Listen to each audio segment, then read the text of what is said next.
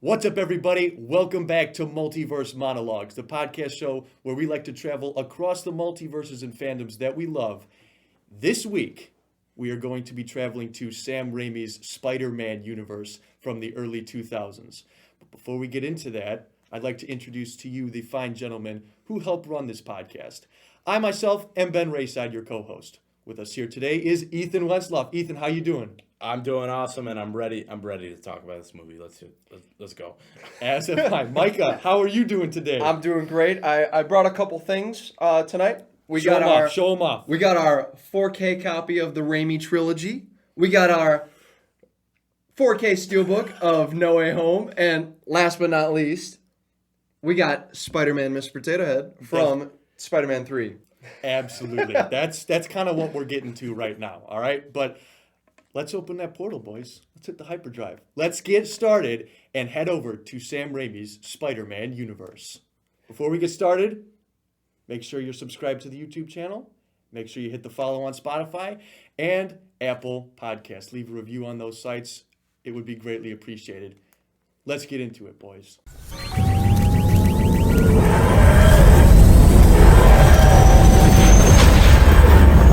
Who am I? You sure you want to know? The story of my life is not for the faint of heart. If somebody said it was a happy little tale, if somebody told you I was just your average, ordinary guy, not a care in the world, somebody lied. Thank God for you, Peter. You're the only family I have. There's only one man who's always been there for me. I chose my path, you chose the way of the hero. In spite of everything you've done for them, eventually they will hate you. Whatever life holds in store for me, I will never forget these words. With great power comes great responsibility. This is my gift, my curse. Who am I? I'm Spider-Man. All right, gentlemen. Spider-Man. Do you have any notes for this, Ben? Because 2000 I happen to have All right. a couple notes. All right. Yes, I've got notes. Not as many as you guys have. You guys took copious notes, but I also made the outline. But don't worry, I have my thoughts, believe me. But Going This into is- this movie. Going into Yeah. this movie. How did you guys feel? I mean, okay, so this is clearly a movie that has a lot of history behind it. This is the first movie where I really think that, like people have seen this movie. A lot of people have seen this movie. So it kind of has ingrained itself in its culture. And, X-Men kind of started the Marvel Kinda. movies. Blade was more vampire, but this really kickstarted. I mean, it was the most successful movie at the box office this year in 2002 at the time. And it had a budget of $180 million, and it made $860 million, which warrants enough for umpteen sequels. Oh yeah. And obviously, it's a really good movie. I don't know how you feel about it, Ethan. Oh, I 100% agree. Like you guys were with Blade 2 last week. I'm confident this is the best movie we've watched so far on the rewatch. Highest And- budget, highest gross. It's insane. Yes, and it's so hard to watch this movie from a critical standpoint because everything is just so ingrained in you as a movie watcher. I just grew up watching this movie. One of my earliest memories in life is this movie, seeing it on TV. My mom was switching channels on our tube TV in our old house in North Aurora, and I beautiful. saw Spider-Man. It was the World Fair. Or that World scene, Unite. Goblin yes, attacks. yep, that scene, and just to this day, I remember. So we moved houses when I was 4. So before I was 4, I remember this movie, and it's so ingrained. Well, that's something I want to get into because I want to ask you guys what your personal history with Spider-Man is. Because if you're a dude who grew up in the 2000s as a kid, you know who Spider-Man You were is. and you've surrounded by watched his Spider-Man. shows, right? So, Micah, as far as shows go, as far as movies go, what was the first thing you remember seeing? Take us through that timeline of your history with this character. Yeah, so my earliest memory, my earliest vivid memory of Spider-Man in general was in the car. We had those TVs that go on the back of the headrest. Yes. Yep. And I had this copy of Spider-Man 2. That was a copy that we wore out because we brought it into the car so often, and I mean, you don't wear out CDs, but it gets scratched enough Of from course. taking it out, putting Yep. it in, all that stuff. So it's a movie that I know the back of my hand. I know Spider-Man 2 so well. And then or at least in a general sense. Yeah. Because I saw it so long ago and I watched it that many times such a long time ago. I don't think I can quote very many things from it, but I can picture the entire plot line. That's how these Spider-Man movies play out in my head, these old nostalgic movies for me. And for Spider-Man in general, I love Spider-Man. I was one of the kids who had the Spider-Man onesie. Nice. I Very had nice. the Spider-Man costume. I had tons of McDonald's toys from the 2007 Spider-Man 3 run. I've got my Spider-Man Mr. Potato Head. Man, Spider-Man is. Oh, I also had my grandma would get me comics. Oh, So okay. those were my only comics growing up. I had Spider-Man and then a couple Fantastic Four. So those are my own. I never read them, but Did you ever I just watch like any the of the pictures. Did you ever watch any of the cartoons? No, I didn't grow up with any cable or anything. I watched WTTW, so I was right I there got with the you up PBS until, Kids. Like 12. Where kids can be kids. that's what I'm saying. Did you watch any of the Spider-Man So cartoons? what did I watch? I watched X-Men more. Yeah. Okay. The 90s Yep. cartoon, Yep. I'm familiar with that. Yep. I didn't watch it religiously, but when I was younger on Netflix, I mean, this isn't super young because when did Netflix become relevant? I was probably around 10. But they had the 60s Spider-Man cartoon on there. The old one. Old OG. And they had Spider-Man and Friends with, I think, Stargirl and Iceman. Yes. And I watched all of those. Yes. So I've seen all that. And of course, I've seen Ultimate Spider-Man and these movies. And the Garfield movies. And I mean, the rest is history. They're still going to this day. So I'm weird. I did not grow up with these films. I just watched these 3 films this summer, actually. This was my You'd first never time seen them before? I never wanted to. I Wow. never wanted to. Wow. And it was a willing choice because when I grew up and started really getting into Marvel, Ultimate Spider-Man was a thing. That was my first real connection with the character, and it's a weird show. It's not solely a Spider-Man show. You have your episodes with only Spider-Man, but White Tiger, Power Man, Nova, they're all together with him. Iron Fist, but then I saw the Andrew Garfield Spider-Man movies because that was right along that time. Those were the first Spider-Man movies I've seen. So they kind of have a soft spot. They kind of went down on my list this year when I did the rewatch. Because I looked at them critically instead of as a kid watching him swing around the city, but I just watched this movie recently over the summer, so I don't have the nostalgia that you guys have for it. Now I will say I recognize the memes of this movie and the potential there because that is all over and clearly evident in all of pop culture. I mean, it's referenced a million times in No Way Home, but I'm going to try and look at this a little bit more critically. Yeah. Yeah, I definitely put on the critical lenses. And I'm looking at this movie because I never listened to the dialogue really when I was growing up. I never paid attention to the story really. I was like, oh, green guy bad, red guy good. But for me growing up, I never watched I know that they came out when we were what? In 2012 and For 2014. for Amazing Spider-Man. I was the opposite. I never watched Amazing Spider-Man growing up. So Okay. So I was the opposite. I watched Amazing Spider-Man 1. I'm still waiting on 2 for our watch through. So You've never seen Amazing I'm Spider-Man 2. I'm keeping it fresh for our view. Be a couple years. Huh? Yeah. looking forward no, to that that. one's coming up sooner, right? That should be, yeah. Yeah, that's I mean- that's still a long time, but Yeah, it's going to be a while, but yeah. this movie this is my 3rd time seeing it, and I watched this by myself. It's the first time watching it by myself too, and I was surprised to find for the first time that it is so heartfelt. It is the closest I've felt to any of the Marvel movies we've watched so far, and I mean Toby has his acting problems, and we're going to get into it because I definitely think that needs to be addressed. And I think I figured out what it is that's wrong with it. I can never pinpoint what yeah. the critiques were until this viewing. I was like, okay, I can see that. So, yeah, I'm excited to delve into the acting but am I wrong in saying this is one of the best written Spider-Man? yeah, Like absolutely. any Marvel movies? So that's the even so far? Yeah, that's the thing. You compare this story not the acting ability, not the CGI or special effects, but the story to the Amazing Spider-Man or the Tom Holland Spider-Man. And it is just so comic book accurate. Like, you can tell Sam Raimi was like, all right, how can I cram as much accuracy into this, minus the web shooters, into this movie? And it's just, I mean, he has Harry Osborn, he has MJ, he has Norman Osborn. Like, you don't see that in modern day Spider. I hope to see it one day in the MCU, but this is ripped straight out of a comic book. And that's what I think fans were so, like, it's what appealed to general audiences because the character's so relatable, but it also appealed to hardcore fans who were like, this is something else, man. Yeah, and it plays just like a comic book would. Things are introduced, and the direct next scene, seconds later, the result of that scene happens.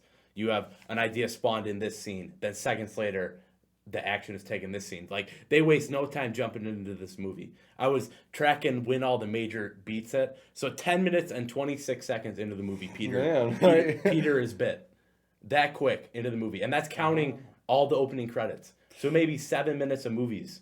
Yeah, I wanted to mention that because this plays like an old film, man. Oh, I mean, yeah. You have this is the first movie in our list that has an opening credits. And it's like, this is 2002, guys. Like, an opening credits scene? Because it's Sam Raimi. Sam Raimi But is can you complain with Danny Elfman's score? Dude, no, I cannot. And even with the imagery that we get to see in that was sick. He's putting on the webs, man. And it only gets better from here. The animations. I'm torn between Spider-Man 3 and Spider-Man 2's intro. I'm thinking 2 is the best. 2 is my favorite that I remember. Sums up Spider-Man 1. And it's just beautifully drawn and illustrated, and can we let's start going through this chronologically, man? Because like, what other way to go through? Because there's nothing about this movie that I would say, let's throw it out. Like, I think every scene has a purpose to it. Yeah, there might be one or two little scenes, but it's to set up the next scene, and you can't have the next scene if you don't have this one scene. Like there are 2 or 3 different spots where Peter, wanted to say Toby, where Peter... You can say Toby. Yeah. All right, where Toby meets up with Kirsten outside of the diner. So there's 2 scenes like that. But you can't have the second one that leads up to the kiss without the build-up from the first one. Yep. So you have to have both of those in there. So yeah, let's just dive right into this thing. Let's start from the beginning. So we got Danny Elfman's score, Which is starting beautiful. out. I think this is the first real iteration, as I said before in the Blade podcast. first. This is the first main theme that is just so recognizable. I mean, he did the theme for Batman in the 89, which is iconic. I mean, that is the definitive You ask anyone, that's the definitive Batman. And music. you still even hear the Batman theme a little bit in this theme. I will say the Batman music by Michael Giacchino is, I think, the closest to come. Hans Zimmer did a great job, but as far as like how iconic it goes, I think Michael Giacchino comes the closest. But that's Batman. We're talking about Danny Elfman's Spider-Man score. And his theme is just absolutely recognizable. I'm ashamed that they didn't bring it back. I mean, they did for No Way Home, but just in one scene. I wish they would have used it a little bit more. But that's No Way Home. This, I mean, so you start off and they're going to the class field trip. Yes, they're on the class field trip. Harry gets dropped off at the school. You get the first interaction between Norman and Harry. So let's stop right there. Who do we have in that scene? We got James Franco. This is his first major role. His first major role. He starred in Freaks and Geeks. And he was in Freaks and Geeks. Yeah. Okay. So yeah, he was in it. This is his first non-TV, because he was in tons of TV movies and miniseries and things like that. But he only started acting in '97. So by the time 2002 came around, he's only been in 5 years. like, yeah, Not he's too only been many in a couple things. things. So this is James Franco's start. Like, this is the beginning of James Franco. And then we look at Tobey Maguire. And That's one of his first things too. we also And then we forget got about Kirsten Dunst, and we got Willem Dafoe. Willem- We can't forget about Willem Dafoe, who Oh, is this is so he's a veteran, man. dude. At this He's point. so good in this movie. I think maybe it's because of No Way Home that just elevated it for me. I paid attention a lot more. 100% agree. Elements of No Way Home like elevate this performance. Yeah. Oh, yeah. Just out of the. It emphasizes different points. Yeah. So if you weren't paying attention to No Way Home, or if you paid attention to No Way Home to Green Goblin's mannerisms and how he talks to himself and the things that he does in there and like his poses and things, they all come straight from this movie. But you don't pay attention to him in this movie, the first run through. And then they really just emphasize it and make it so much more important to his character, and I love that. I didn't know that when he flies into No Way Home and he says, "Can the Spider-Man come out?" Yes. I didn't know that he said this in this movie, and I was like, on the phone. "No way," because I didn't grow up with it. All right, don't shoot me. But like, Spider-Man can the come out? dude? If I knew that and he said that in No Way Home, I would have been going crazy. Like, oh my gosh, just the that's elements so cool. like it's bizarre how just No Way Home has elevated this movie, because even going back to the first time seeing this, I never viewed Norman Osborn as a split personality character. Yeah. I always viewed him as this pure evil guy who's hiding his evil motives from everyone else. Yeah. But No Way Home really opened my eyes to, you know what, this guy he is fighting his inner goblin. He doesn't want to be this evil way. So it like it elevates this movie as No Way Home did. It elevates. Yeah, really, it's every a Spider-Man. Morbius reference all in all. So yeah. Well, you know, 'cause I want to go like you said that he has a split personality. You start at the very beginning. He goes up and he meets Peter Parker for the first time, and him complimenting Peter Parker is like some of the best scenes in this movie. Like when he gets in the middle when they're at Thanksgiving and he's like, I can make a few calls. You know, I can get you a job at Oscorp. And he's like, Yeah. no, thank He you, sir. respects him. They I both want to respect make my each own other. way. And he's like, I love respect how that. long I it takes respect that. for both of them to realize that they're each other's enemy. Spider-Man Peter Parker doesn't realize that Green Goblin is Norman Osborn until the very end when he The takes last off the mask. scene, yeah. Yeah. That's crazy. And Norman only finds out at that Thanksgiving dinner when he puts things together because he's got that cut on his arm. Did you know that in the comics, the Green Goblin was not supposed to be Norman Osborn? They teased him and his character for many years and issues that who was behind the mask because they never revealed it.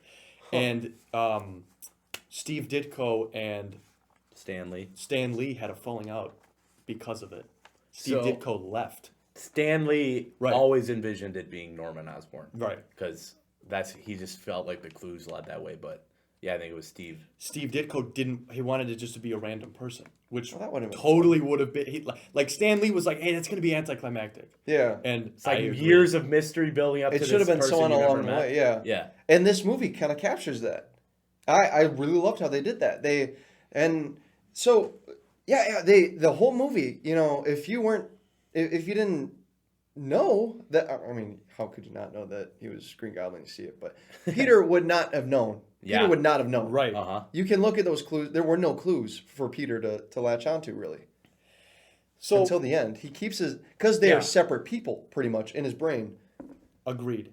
And I want this. So this brings me to one of my critiques with the film, as in all of the actors are too old.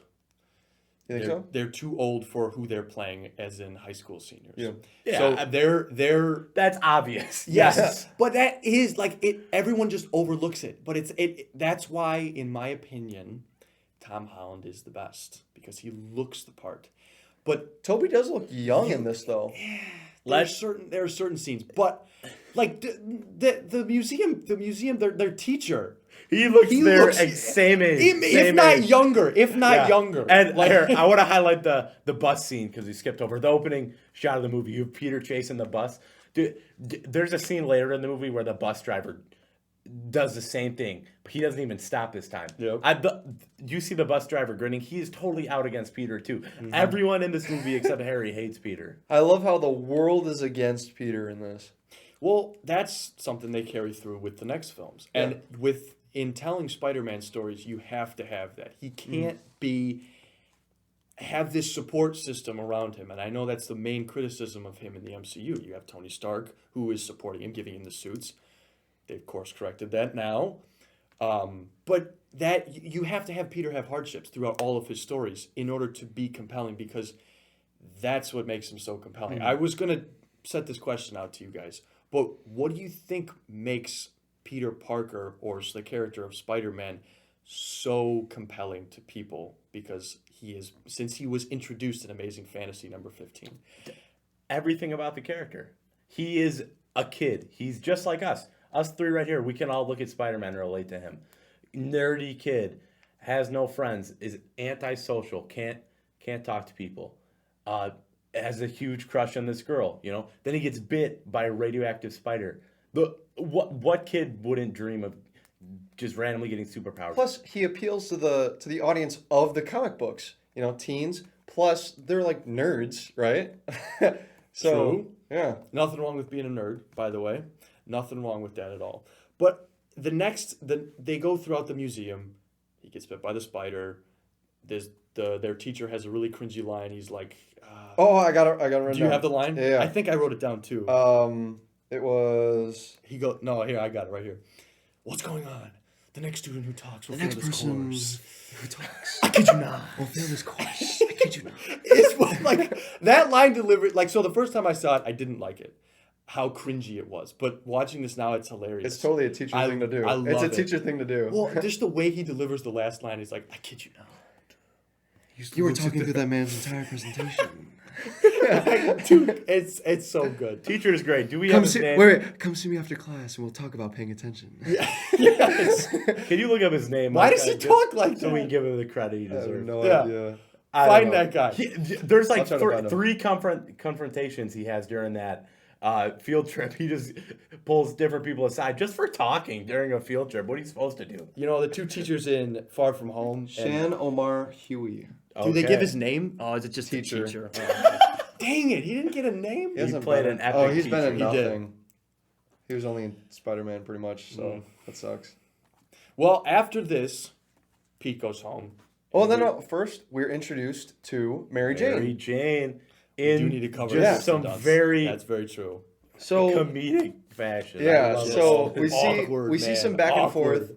forth, where Peter Parker is sharing some cool trivia about spiders, and then Harry turns around and uses it as a pickup line, or to impress the cute girl MJ, and he's like, "Yeah, do you know that spiders can camouflage themselves?" Yeah, it's a Here, defense mechanism. I'm gonna say this now. Rest of the movies aside, I am a Harry Osborn fan in this movie. I am a too. He's supporter of awesome. him. Yes. One of the things I noticed watching it was that he actually plays the part of his son really well. Like, he almost looks and acts like Willem Dafoe. Like, Oh, yeah. really, like, That must have been why they got him, because Well- he's a nobody at this point, pretty much. He's only been in TV shows. I assume, but like, I never noticed it until now. Watching it twice, like how well he portrays the son of Norman Osborn, like the way he talks, the way he looks, his mannerisms, it's all good, man. So I'm with you. I think 3, he has his best moments, even though there's problems with Spider-Man 3, but we'll get to that when we get to it. Yeah, we'll talk about that more towards the end with sequel Yes. talk. But Yep. with Mary Jane, we are introduced to her, and she's like just this girl that Peter and we can tell Harry likes as well. But Harry knows that Peter likes him. He said that he's had a crush on her since the 4th grade. Not him. I've had a crush on you, Peter, since Oh. the 4th grade. No. Peter's had a crush on MJ. Yeah, let me clarify that. Peter's had a crush on MJ since like the 4th grade. So this begs the question: why would Harry break the bro code? You guys familiar with the bro Great code? question. I am very familiar. Let me say this though. Peter had so many chances. He says it in this movie. Yep. Do you know exactly how much time passes in this movie from start to finish?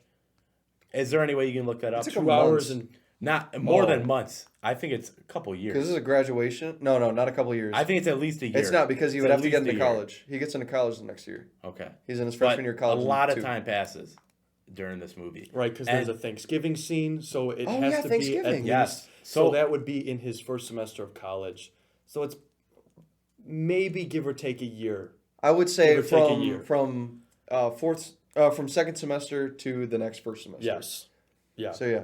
Spring And there's to no fall. snow yet, so it's like Spring to fall. spring Yep. to fall. I Oh, would say no. spring to fall. Harry, like he's given Peter so much Since the 4th grade. And true. isn't bro code? Harry even says that. If your homie dated the girl, you I'm don't pretty date sure her. But that it's also if Because- they're interested. But Peter has been That's so the interested thing. in her for so long. Is there I a think- specific rule in the bro code that says that, like specifically? Like why? I think that if they were to follow the bro code a bit more, it would be Harry would help Peter more, you know? Yeah. But he straight up, the first interaction we see with Harry and MJ in this movie is Harry's trying to steal her. But But no, it I is- think I view that dynamic as, because the scene before, or the same scene actually, you have Harry trying to tell Peter, go talk to her, man. That's true. And then Harry proves his point that Peter has the ability to talk to her by going to her using the Okay. exact line that Peter used and seeing that it piqued. Oh Mary yeah, and then he Jane's gave him that interest. look. He gave him that look. He was Yes, like, he's like, hey Pete, this stuff works. You just need the confidence to do it. And I That's think what he doesn't have. That's Yeah, a he big doesn't theme have throughout it. the movies Yeah. too, is being able to build that confidence to talk to MJ. What do you guys feel about MJ's character as a whole? So there's a lot of discourse online about whether Peter deserved MJ or whether MJ deserved Peter. So what do you guys feel about that? So MJ always dates people stereotype them as the one who's like powerful or in charge or has some sort of wealth. So she dates Flash, she dates Harry, she dates J.K. Simmons. We'll get into Yep, Jonah Jameson later, but dates J.K. Simmons' son in the third one, second one, Engaged, actually. Engaged, yeah, and then finally Peter. So dates Spider-Man, an astronaut, a bajillionaire, and the school bully, football jock. So Yeah. like, what do you guys feel about that? Does Mary you Jane go ahead only first. like him for being Spider-Man? I'm just like, so Mary Jane as a love interest is fine. And I do think that my boy Tobey Maguire deserves so much better than Mary Jane. Yes. Not that I completely hate her. I think at some point she's a good character. But even in this movie, like I knew that at the end of every movie, or these 3 Raimi movies, they put her as the damsel in distress. But in this movie alone, 3 times it happens. Yeah. The World Unity Fair, the muggers in the alley, and then at the very end again with the goblin. Very much damsel in distress. Yeah, they didn't know how to write her, and even just her comic variant.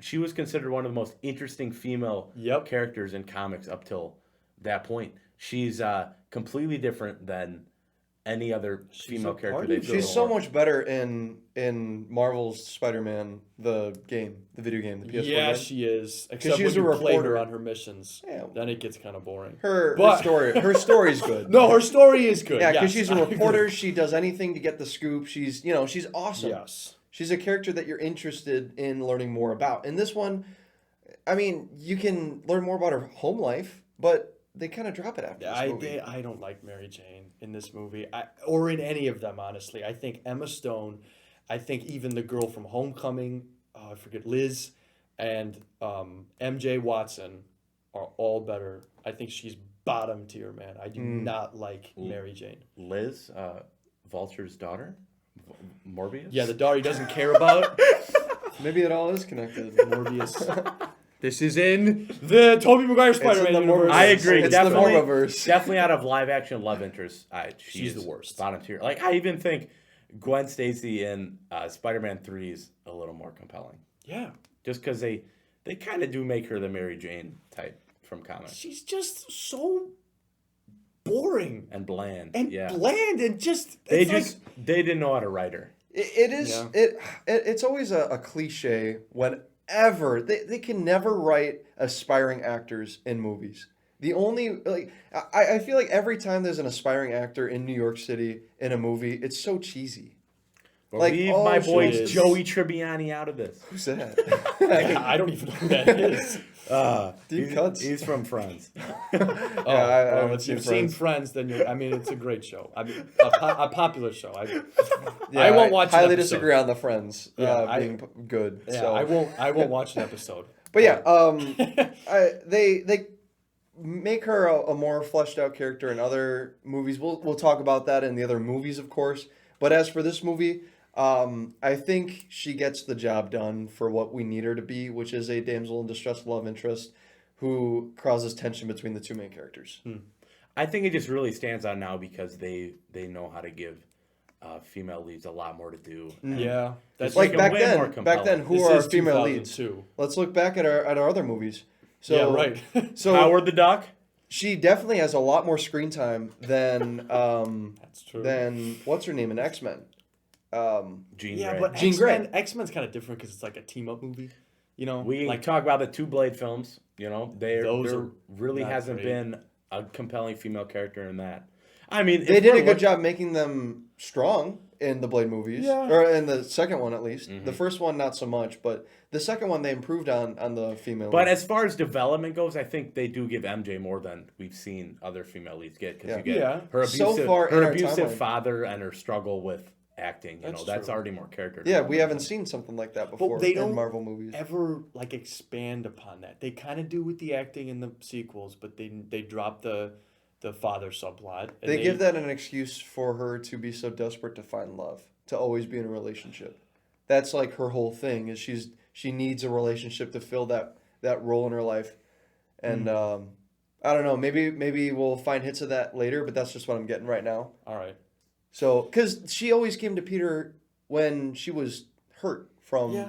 she walked out with the trash bag, or when Toby was walking out with the trash bag, when her dad was yelling at her. And then, we'll see that in more in the future sequels too. Like, so. yeah, your question was, does Mary Jane deserve Peter? Yes. And I don't necessarily know, but the fact that Peter unconditionally loves her just shows Peter's character. Yes. And ultimately how a boyfriend and husband should be. Yep. So Absolutely. I do like that aspect for it. You know what character I do like though? Two characters I do like: Let's do one. What's the first one?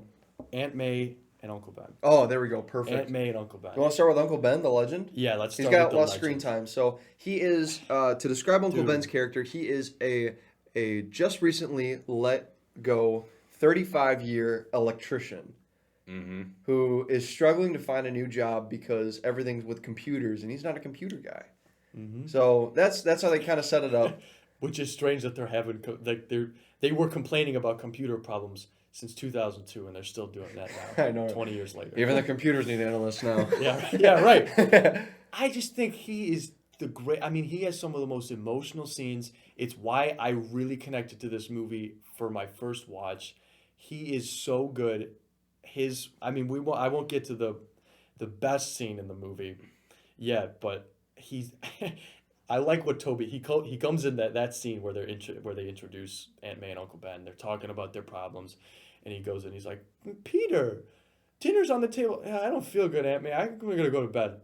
He just walks upstairs. Like that line is such an awkward line delivery. Like I laughed out loud when I. But have you guys ever been? Saw that. I think that the delivery in the first half was excusable because he is this awkward teen and doesn't have his powers yet.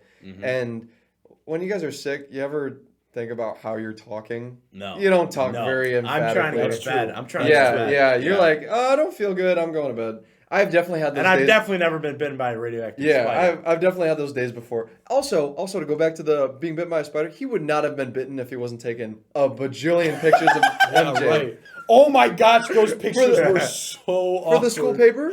Dude, those are the worst pictures. I want to see those. They have them somewhere. Dude, someone He's- probably has them like as Well- an auction. The spoiler alert for the Spider-Man 2, you do see one of those pictures on display in his Do you really? Yeah. Yep. Didn't catch that. Yep. Oh my gosh, that's awesome. That is so cool. But her But- poses, she's like, I know it. they're so bad. I can see Peter thinking he's so smooth though. He's like, "Oh yeah." Harry thought I didn't have the confidence, but you know what? I'm going to use Look at me now. Watch Don't make me me look fly. ugly. That's impossible. That's Oh my gosh. It's so good though. But I love yeah, so you can be super critical of the lines, but how else would you word those? If you're a senior in high school who's awkward already, like I feel like those are the best lines for that guy. Okay, no, I'm not I think he's- criticizing those lines. Yeah, but we make fun of the lines like it's impossible to make you and also the I love that. No, see, nice I love that. reflexes. And then he doesn't say anything, and then he's like, "Oh, did you blue eyes? I had never noticed that without your glasses." And he still doesn't say anything because he's just in so much shock. Right. He's like, look, I just saved you. Isn't that so cool? Like, I saved your lunch. Isn't that amazing? And I will defend the dialogue in this movie all day. All right, perfect. Because I've got a scene that I don't know if it can be defensible. Which one?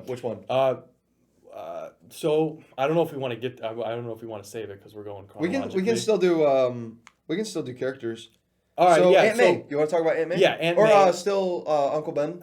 We'll wait till we get to the Okay, scene. yeah, because we'll talk about those. But no, Aunt May is great too. You can see her supporting Uncle Ben. Hey, listen, you're a hardworking man, and me and Peter both love you. And she's just the perfect supporting. Like, oh my gosh. And all throughout these movies, dude, Aunt May is like the greatest motivator to Peter. She gives him the greatest advice. Yeah. When she's on her bed and she's talking to Peter about Mary Jane. And, oh my gosh, she's so good. They knocked those two castings out of the park. Definitely agree. And I don't know, you see her grow. It's just hard for me to praise on this performance. It's fantastic. But just it gets so much better in the next movies too. So, Especially the when delivery of lines for these guys too, for both aunt and uncle. Yeah. They're so natural. Yep. The dialogue is so natural for everybody, I feel. A little bit less on Tobey Maguire, but we'll get into that. Right. But he feels like a nice grandpa dude that I could see my grandpa being exactly like so him. relatable. Michelangelo, don't forget to We're painting the kitchen we're tomorrow. painting the kitchen or after whatever. dinner. Yeah. Well, which is like, Don't start with Let me. me just say that it's mad impressive because when he says we're painting the kitchen, I look behind. The kitchen's like green, all of it. Yeah. And then the next day, Peter comes home. The whole kitchen is I think it's orange now. Yeah. And there's no tape or paint. I mean, you see a paint can on the Uncle Ben went but hard, he went right? crazy. Yeah, he did. Yeah. Michelangelo's uncle, man. What's the next scene, right? He wakes up. He wakes up. And Yeah, he's let's got talk about he's that. got a big I've got a change. whole page for first day with powers. So let's talk about that that transition scene. So we slowly they trickle feed us all of Spider-Man's powers. So what's the first thing that he realizes he doesn't need anymore? Glasses. Doesn't need his glasses, and you can immediately see his And his abs. and his abs. Yeah. Which it's crazy how like the evolution of superhero abs have changed. Yeah, because Like they looked a little fake. I don't know. They look. No, those are his. he worked out. Yeah. Did he? He Okay. worked out. He's just like still a scrawny dude. Which is like keep that. I Yeah. don't want Spider-Man to be It's some not beefy Thor. Thor He's not figure. Thor, Right, yeah. exactly. That's He's the supposed one to be thing agile. about Peter in the 96 animated series is he is this like big, handsome looking football linebacker type character. That's not Peter Parker. No, it's not. No. They get him good. He's also got a big change. Big change. you Big know? changes. Big changes, man. And like he leaves and he does some weird walk across the stairs, like not across the stairs, across the freaking wall. Yeah. And he's like, whoa, I thought you were sick, buddy. I got better. Yeah. It's like teenagers and their raging hormones. Right. Dude, that's the thing. I've grown to appreciate the cringe in this It's movie. not cringe though. Like that's what someone would say. What I the- don't know if what I these would. movies I don't know are, if though. I would do that as far as like go down the stairs, but that's what I'm saying. Like that aspect of it, I was like, Okay. the first time I saw it, I was like, what am I watching right now? This is the weirdest. But I just laughed my butt off when I watched that scene again because he is. Oh my gosh, it's beautiful. But then we get He's chasing the bus. Is it? Yeah. Next is he's chasing the bus. Yeah, okay, And alright. he Yes. finds out he's sticky. Yeah. He's Yeah. like, You also get the introduction to like the Mary Jane. You get the father and the wife beater, and he's Yep. yelling at her, and they both walk to the school bus. And this is when I say that the bus driver's out to get him, because unless Peter was distracted by MJ and was walking the completely wrong oh yeah, way, he wouldn't have stopped the first time. No. If MJ didn't stop him. Yeah, So and since MJ wasn't on the bus at all this time, and instead got on the Mustang with all her friends, then so the bus driver wouldn't have definitely. he's a jerk. Then he goes to school. He does the coolest piece of like save your lunch ever with MJ. Holy crap! I think what did it take? 155 takes. It was something like So I it's looked actually- up. Practical? Oh, it yeah, was he 100% did that. practical. But No way. that's a common misconception is how many takes it took. Because I forget the guy who's in charge of doing that, in one of the interviews, he just blurted out that number. He's like, it took like 170. Oh, really? Yeah, so it's like, it probably took around like a good amount. Yeah. But I don't think the number was quite that high. They did it by making each thing sticky. Yeah. Because I don't know if there's a way you could do that naturally, but they made the bottoms of them sticky, so when they fall on them, it was, just a Still piece of movie impressive, metal. though. Still impressive. According to this thing, I it couldn't took do it. 156 takes. One off. I was one off. That I knew it was right around that range. From the misconception. Yes. That's probably from that misconception. I guess so. Or maybe it did take him 155 takes. But then he beats up Flash in the coolest scene ever. Also, Oh no, webs first. here's- He finds out he's got webs, so the fork sticks to him, and he's like, "What fork?" So Oh, what do yeah, you guys yeah, think about yeah. the webs? The close-up webs. hate. You hate them? I like the web shooters. I don't. Oh, you like web I don't like shooters? the organic webs. I think that's. I weird. think that the organic webs are. I like the uniqueness of them, because that's something that they can focus on other things. Yeah, But- it's so easy to not hate on it in hindsight because of just everything else that's come from Right. that. But Yeah, 'cause we've it is- seen web shooters It is since such then. an odd choice because It's weird. it is a big deal. As web shooters are always an issue. He always has to get more web fluid, and he's struggling. Yeah. And they give his web shooters a problem in two. But they also that shows him making his web shooters also shows how smart Peter Parker really is. And I don't think these movies really delve into how smart he is. You get that in The Amazing Spider-Man. Like you really know how smart he is. Like with the lizard. How'd you do that? I just thought of it. I don't know. But these movies don't do He that. spits out a couple facts, and then Sometimes- in two, he's top of his class. Yes, we Working do get directly that. with in the first one shows that Yep. he's head of the chess team too. So he's smart. He's with all the nerds and stuff. When he graduates, All right. And he was top of his class. Say chess.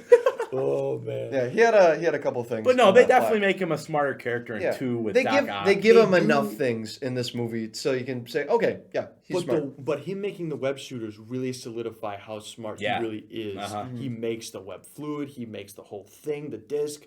Like that's good stuff, man. So it adds to his character. I don't know why they chose not to do that in this one. I don't know, but it's always really weird, especially when he tests it out.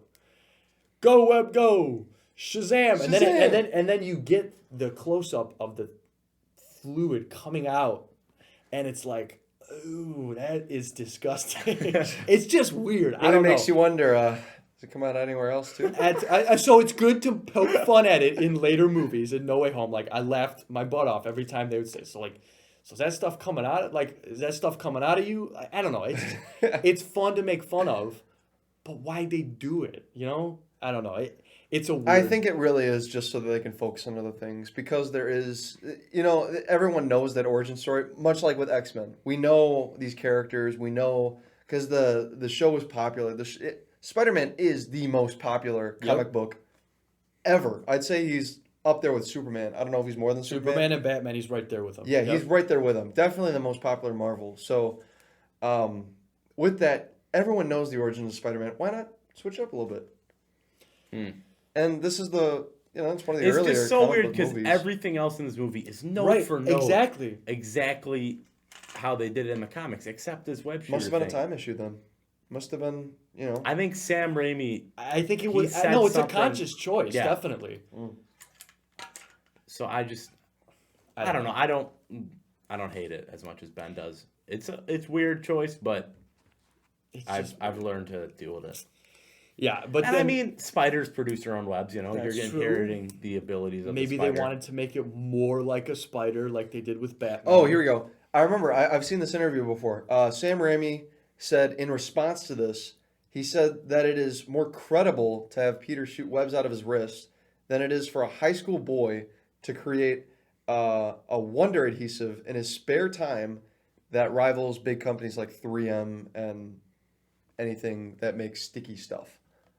Gotta disagree with Raimi on this one, man. You think Peter Parker is a super genius that can beat all industrial stickiness? Yes, I do. In fact, he becomes head of his own science division of his own company, Horizon Labs. Like, he is that smart. That's In why. his senior year? So No, Raimi, not in his senior year. Raimi Well, is this talking is his about senior year. But it starts there. That's where it starts. That's how smart he is at that time. Yeah. Like, and you clearly see it in the movies after that.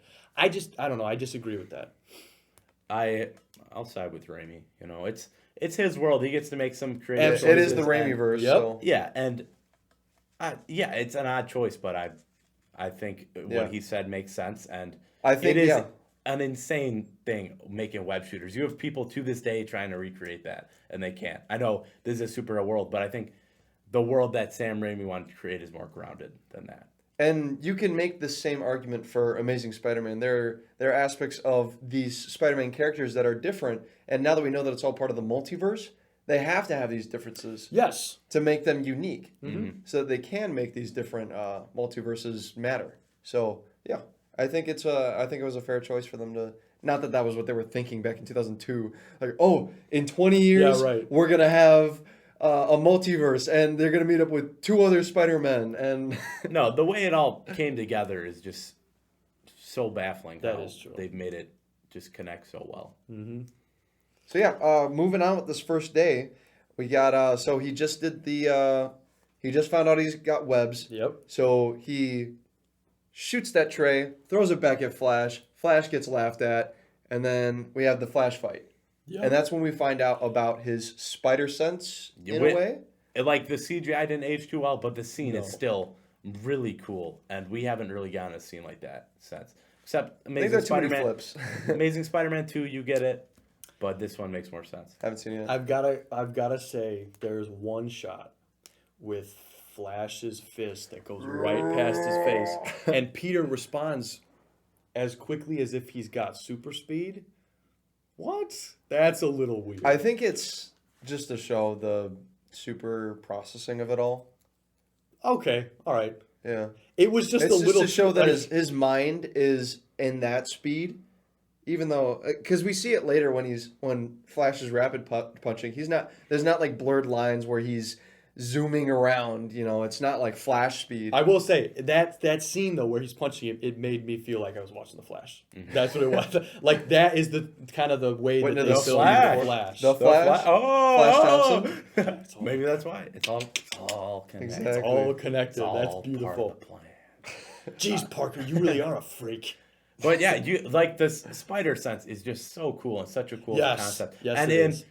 in the Spider-Verse comic, they make, I don't know if it's explained anywhere else, but I learned it in the Spider-Verse comic, is how do you guys think spider sense works? How do you think he can predict things before they happen? Oh, did they say it? Yeah, just so Like a scientific. it's like kind of like Kang. Everything is drawn out in the I think it's called the master web or something. Oh, yeah, there's a all word the, for it, yep. All the spider totems, their entire lineage is drawn out in this web. What? And so Whoa, that this is getting deep, guys. yeah, that's how the spider sense works, is because the web tells them when Interesting. danger's coming. Yeah. It's really Interesting. It's really fun. And Huh.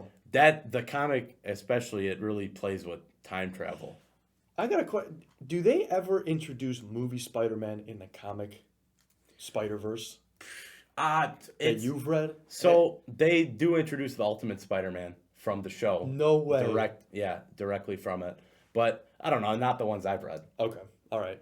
But you do see a really close variant to him in the Spider-Verse movie. That's true. But it's not him. It is not. I heard a lot of, like, there's a lot of, like, everyone thinks that is Sam Raimi's Tobey Maguire.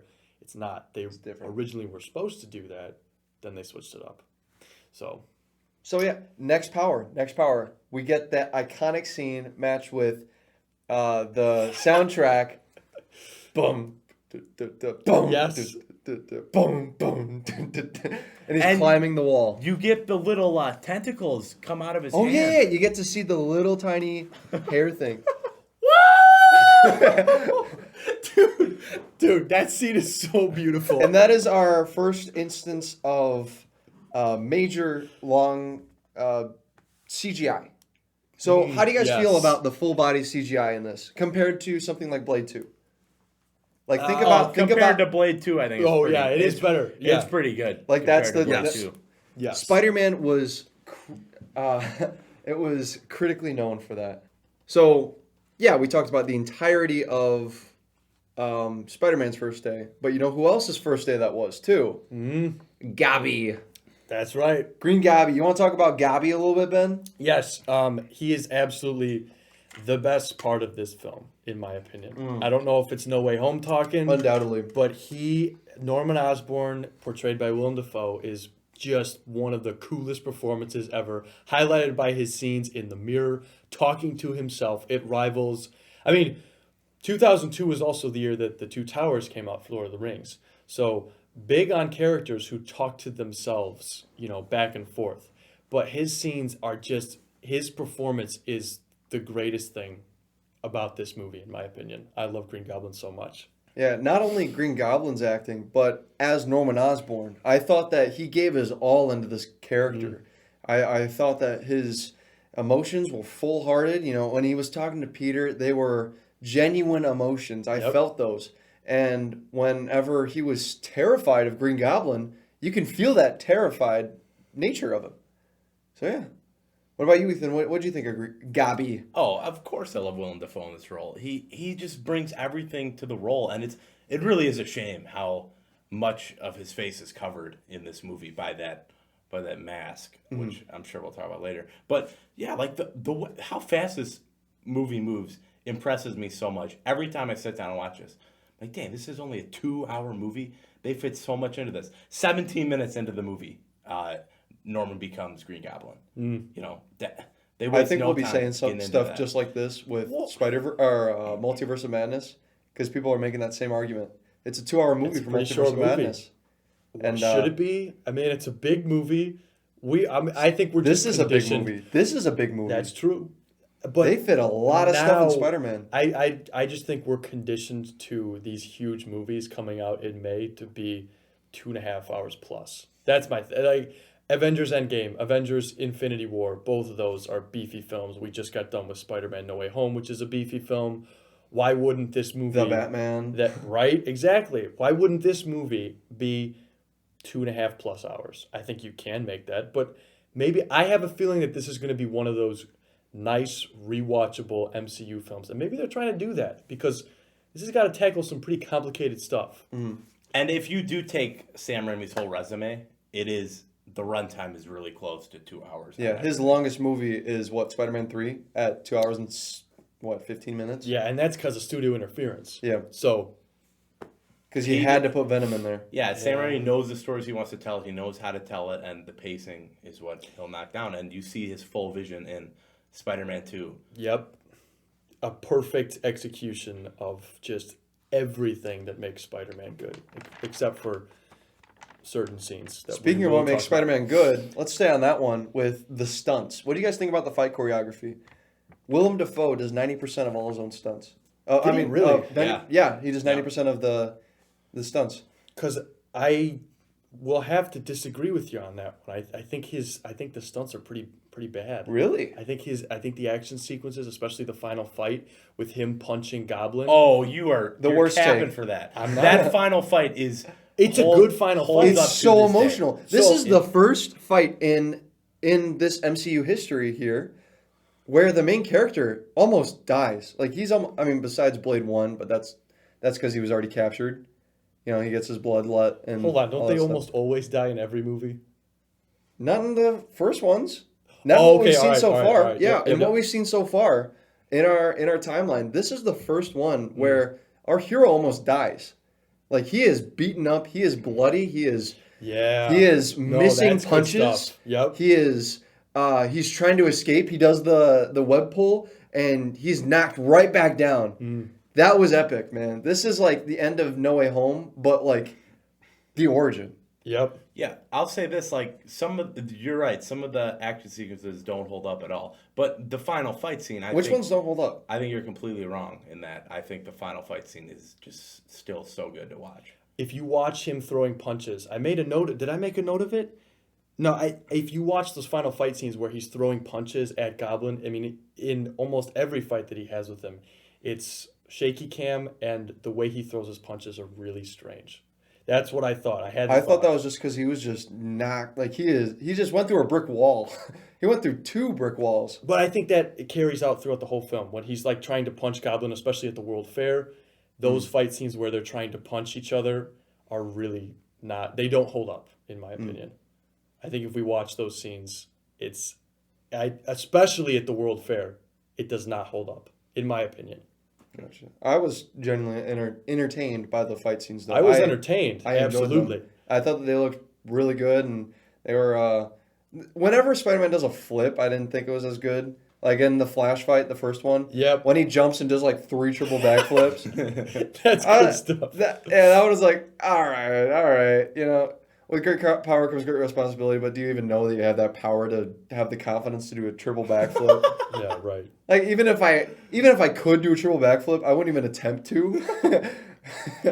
Now, I will say this. The scene where he's testing out his power when he first gets it and he runs up the walls and he's jumping through the buildings. I mean, some of those jumping sequences, you can tell it's a CGI model, but I think how they transition from the CGI model to him, they're actually really well done. Pretty I think seamless so. compared to Blade last week. Yes, absolutely. That's what I love about the CGI in this movie. They take no... Like, they don't do it wimpy. They're not like Blade where they have the bright lights, they're far away, you can't see them. They give Tobey Maguire close-ups in CGI when he gets the suit on for the old suit with the wrestling suit on for the first time and he's climbing the walls. And which I think that scene is really cool. Yeah, I think he does I think they did a great job with that. It like giving it credit for it being an early 2000s movie. Of course. I thought it looked amazing, and that's what it was praised for at the time too. I already said this, but like this movie was praised for its CGI at the time because they've never seen a full CGI for this long before. A full CGI model of a person doing that intense flips and things, and it looks not bad. I'll say this, the final swing sequence is still as iconic as it was 20 years ago. Yeah. It's so good, matching. And it only gets better with these movies, man. Oh, Spider-Man 3, it is real, man. Spider-Man 2 even, it's real. It's so good. Isn't the next pretty much with great power comes great responsibility? Yeah, we want to talk about that night. The scene. Let's talk about that night. So the night starts off, Peter lies to his aunt and uncle because his uncle wants to spend some time with him, so he drives him to the library. Which was his excuse to go to the wrestling. You need the setup before that. He sees Flash Thompson in his schnazzy car impressing MJ. He's like, dang. That sounds like a lawnmower. Do you guys hear that? It sounds like a lawnmower.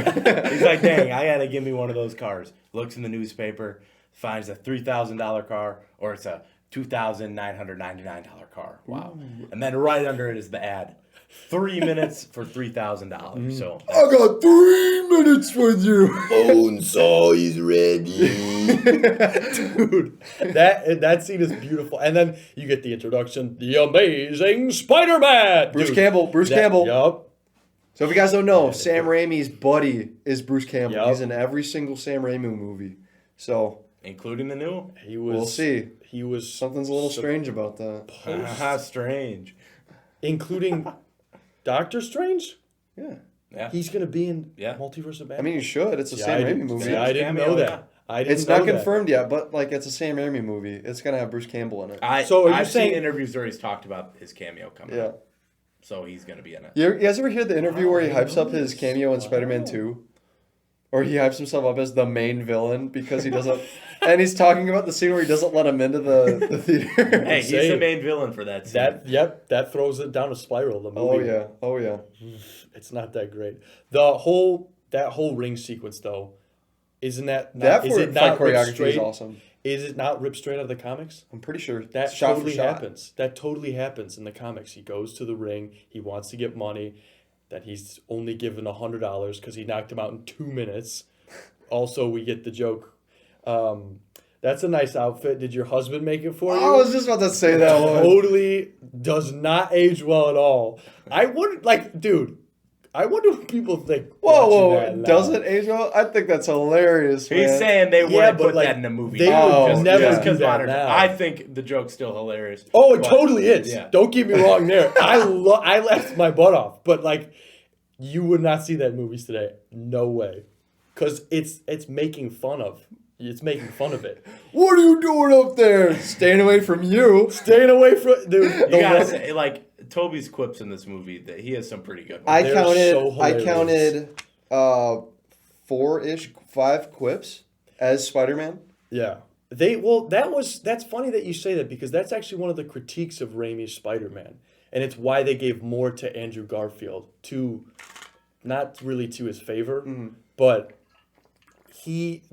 for the quips he does have in this movie, they're really, golden. They're really, really good stuff, man. I mean, it's his first time as Spider-Man too. I mean, I guess they have the same for Amazing Spider-Man. I don't know. Right. The quips are fine. I love the quips. But we missed it. Before the whole ring fight, you have the scene. With great power comes great responsibility. And even from the first time when I saw this movie, is it Cliff Robertson? Yeah, Cliff Robertson. His acting in that sequence, especially after he says, I don't mean to lecture and I don't mean to preach. And Peter says, well, then stop. You're not my father. Stop trying to be. And the music swells and he looks away down. Like, you feel that. Like, I felt so sad watching him. Feel, like his you facial feel Uncle expressions. Ben, and he's like, yeah, all right. Well, maybe next time. That's like what he's thinking. And it's so heartbreaking because there isn't a next time. Like, and it should make you think, like, even now, like, if there is, like, relationships that you're in, I think the scene is trying to say, if there's relationships that you're in, if there's bad blood between you and other people, rectify that. Because you don't know how many more days they will be on this earth. But for Peter Parker, for Spider-Man, it's his most important figure. It's his father figure who dies. Now, obviously, if this doesn't happen, you don't get Spider-Man. So it needs to happen, but it doesn't make it any more heartbreaking. And that scene is without a doubt my favorite scene in the movie. Can we talk about the theme of the movie? The theme. So the theme is, with great power comes great responsibility, right? And that theme continues through these three movies. The whole trilogy, which and is really it's good. in relation to different parts of Peter's life. So in this first movie, it's his origin, so it's going to be about his powers, right? So both Goblin and Spider-Man get their powers at the same time, right? And with that power, they have that responsibility to do either good or evil. So we see that. We see on both sides. Okay. I'll talk about the other movies when we get to those. Yeah. But yeah, with every movie, when the last time I rewatched this was senior year. I watched all three back to back. No. Junior year. I watched all three back to back in one night. And it is Wow. an experience, man. Watching all three. Just straight in. Yeah. Wow. Because once three comes around, you're tired and you actually get emotional. Like, it's good. Because there are emotional beats There in are three. emotional beats in Like, three. All right, we'll get to three. Yeah, we we'll really get to shouldn't three. get into it, but I've got really good things to say about Spider-Man 3. So I love the relationships between the characters in this movie. Yes. The relationships are what this movie is about. There's Goblin versus Peter, versus Spider-Man. There's Norman versus Peter. There's MJ and Peter, MJ and Harry. There's Harry and Peter. There's everybody has conflict together or some sort of plot. And that's what I love about this movie is that there is a web of relationships. Absolutely. You don't get that with anyone else. With this kind of supporting cast, not even Batman or Superman. No. Tell me Batman's love interest. Catwoman. Yeah, right. On and off, right? On and off. Tell me Spider-Man's love interest. MJ or MJ Gwen. or Gwen Stacy. They're so iconic for those two roles. His best friend. Tell me Batman's best friend. Robin? Not really. It's a sidekick. Yeah. Superman, maybe? No, they're enemies sometimes. And that's what X-Men did wrong. Because X-Men has a bunch of characters that all have relations together. But which ones do they focus on? They focus on Logan, they focus on Professor X, and they focus on Magneto. In this one, all, 7 characters in the relationships are solid. And the only one that I would say is a bit lackluster is only because of time, and that's because Uncle Ben dies, but that's because of the whole series revolves around that relationship. And I like how every relationship, even Aunt May and Norman Osborn, is connected. At some point in the movie, everything is all connected, and they all meet each other, and it's like the Thanksgiving scene. That's the one I'm thinking of especially. there's a really cringy part when she brings out the turkey and Norman Osborn like tries to take it and He's she reaching for slaps the him. sweet And like potatoes. he gives her the most menacing look like ever. Like I'm watching it, I'm like it's uncomfortable for a second. Yeah, he's It's like, so she's weird. like, will you do the honors? And then he's like, no, and then he starts sharpening the knife. Oh my god, what's this guy about to do, Okay. man? But I like it because it's the tension that builds You know, during that Thanksgiving. there's scene. color theory in that. There's color Yes, theory throughout yes, this entire yep. movie. Do you know the color theory in this movie? Yeah, the shirts they're wearing Yes. at the dinner. Yep. That's the most popular one. But you ever Yeah. notice MJ's shirt? MJ's shirt in every scene is based on who she's in love with at the time, too. Really? What? Mm-hmm. See, this is great stuff. I When don't know she's this. in the hospital room, she's got... so blue is Spider-Man, green is Harry or Norman, and then red is... Norman. She's in love with Norman? No, just like green. So Spider-Man wears the green Yes, shirt. yeah. So green is either one.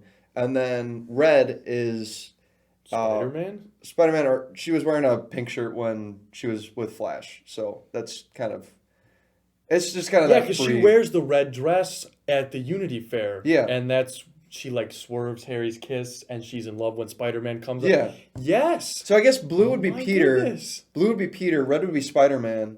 I didn't know Green would this. be Norman. Yeah, there's color theory all over this movie because it's... I just love how the subtle things too.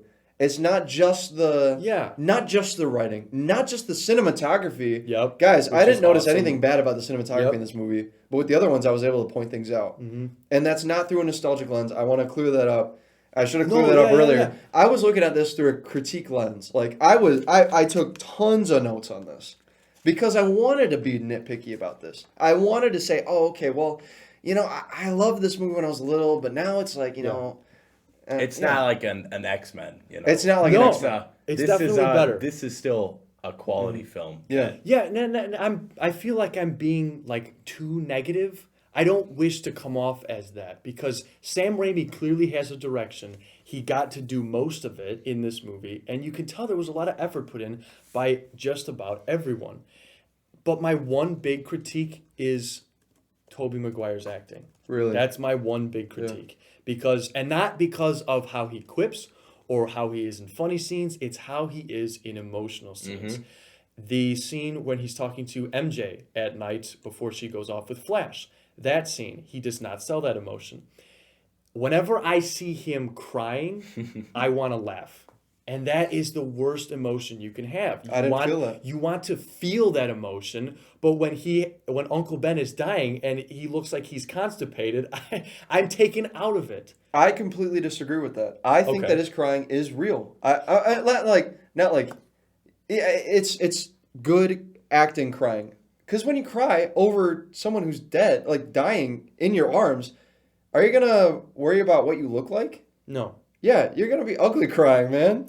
And I think that's how it is. And I'll point to Andrew Garfield cradling Gwen Stacy. Mm-hmm. I feel that. I cry during that scene.